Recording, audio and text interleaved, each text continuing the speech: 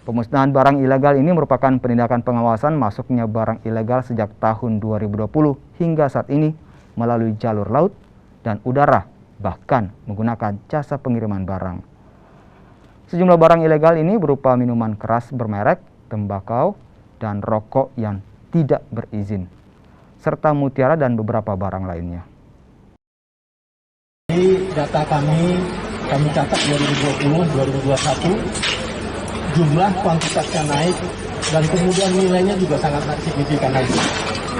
Jadi makanya ini mungkin dikira oleh penyelundup pada masa pembatasan aparat penegak hukum tidak melakukan aktivitas, padahal kita selalu waspada. Dan alhamdulillah dengan koordinasi kami bersama dengan aparat penegak hukum, dari langkah-langkah itu kami bisa menemukan lebih banyak penindakan di masa pandemi ini.